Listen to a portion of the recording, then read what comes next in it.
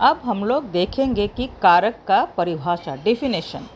तो डेफिनेशन क्या है? संज्ञा या सर्वनाम के जिस रूप से उसका संबंध वाक्य के अन्य शब्दों से जाना जाए उसे कारक कहते हैं।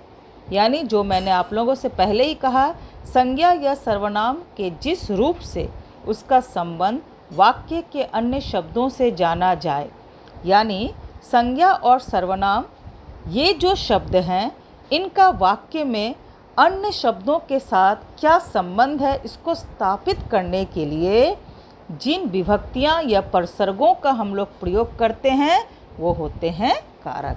तो ये है कारक का डेफिनेशन। आप लोग इसको अच्छी तरह से लिखकर याद करके प्रैक्टिस कीजिएगा, ठीक है।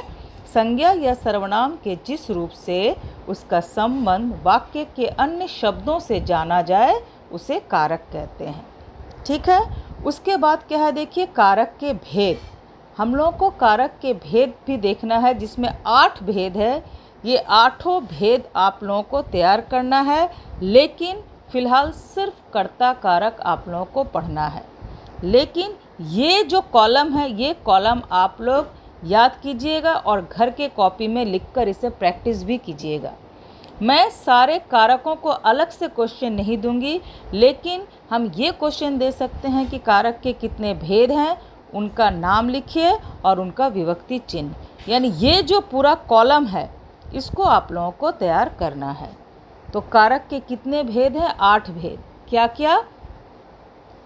कर्ता कारक, कर्म कारक, करण कारक, संप्रदान कारक, अपादान कारक, संबंध कारक, अधिकरण कारक, संबोधन कारक। और सबका देखिए विभक्ति चिन्ह यानी परसर्ग। कर्ता का ने, कर्ता ने, कर्म को, करण से या फिर के द्वारा, संप्रदान के लिए को, अपादान से अलग होने के अर्थ में, संबंध का के की रा रे री, अधिकरण में पर, संबोधन हे अरे। यानी ये आप लोगों को पूरी तरह से याद करना है, जिसके अंतर्गत हम लोग पढ़ेंगे सिर्फ कर्ता कारक, ठीक है। यानी ये है कारक के 8 भेद, 8 भेदों का नाम और 8 भेदों का जो विभक्ति चिन्ह है, परसर्ग, ये जिस तरह से कॉलम में दिया हुआ है हूबहू ऐसे ही तैयार करना है, ठीक है।